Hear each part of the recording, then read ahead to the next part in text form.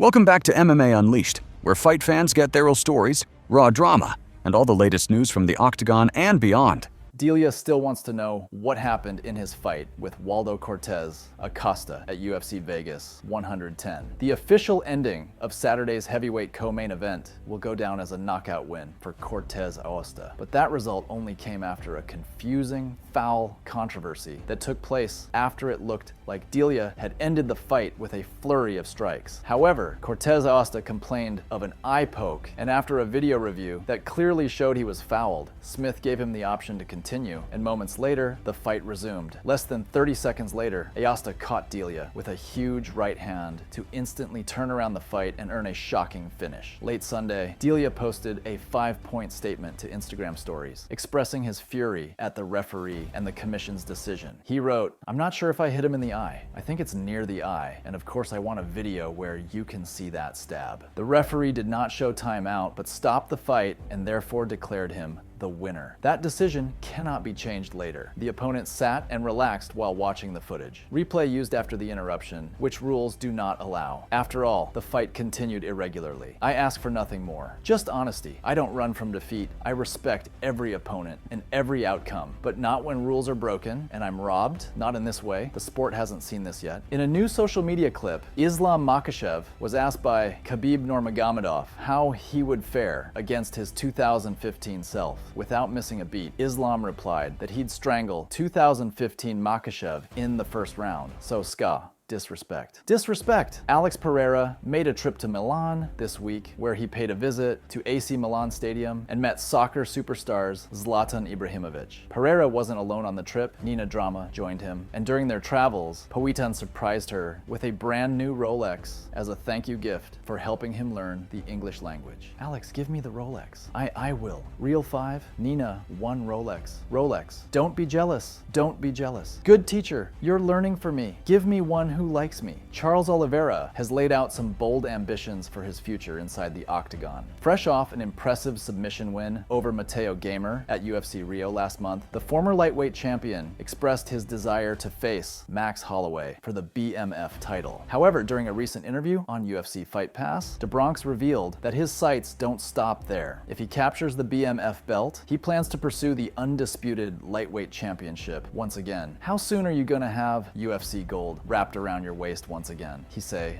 my goals now is fight for the BMF against Holloway. And after I won that title, I'm gonna fight for the UFC on the field title again. Ladies and gentlemen, give a hand one more time. The champion has a name. Charles Drau, I love Cyril Gane, continues to prove his star power in France. In a new video shared on social media, the former UFC heavyweight title challenger was seen receiving a warm welcome from fans at Paris Games Week 2025. Former UFC fighter Josh Thompson isn't on board with Joe Rogan's recent statement about the potential matchup between Jon Jones and Alex Pereira. On his podcast, Rogan claimed that Jones versus Pereira would be the biggest fight in human history. However, during a recent episode of the Weighing In McCarthy, Thompson pushed back on that idea, arguing that no fight is likely to surpass Khabib Norma versus Conor McGregor at UFC 229, which drew a record-breaking 2.4 million pay-per-view buys, still the highest in MMA history. MMA fight, you still have Conor and Khabib. That fight did 2.5 million views, 2.66 million views. I don't think that this fight would even scratch that. Maybe back in the pay-per-view days, like when it was doing well, but I don't even think it would have done that,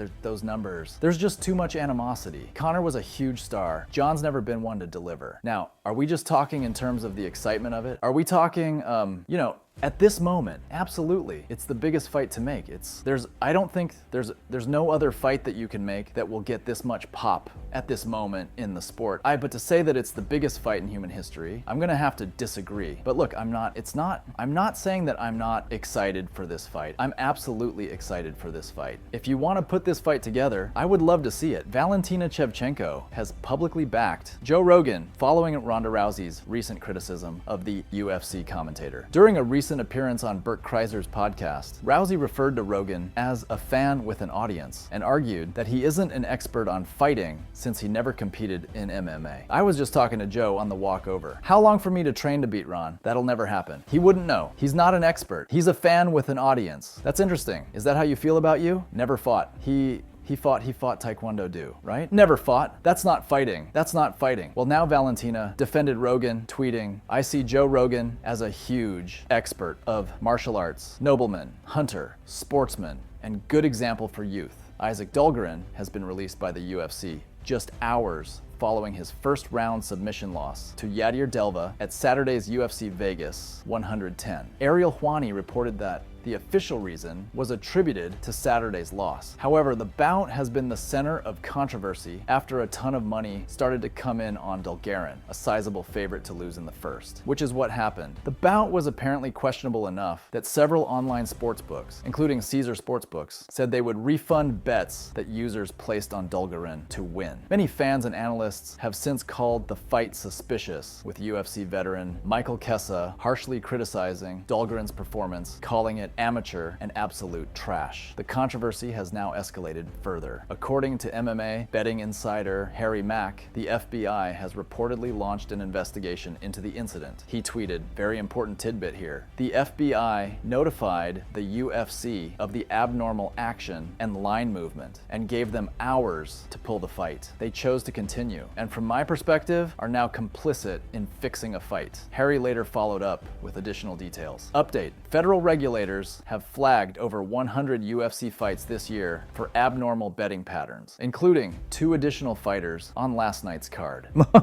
Is about to get very ugly. Still working to confirm, but it sounds like the feds are moving to audit Herzog's fights. Here are the top 3 memes found on the internet. Number 3 meme was posted by Robert. Number 2 meme was posted by MMA on Point. And number 1 meme was posted by World Crusher. Thank you for watching, and if you enjoyed the video, make sure to like and subscribe so you don't miss future MMA updates.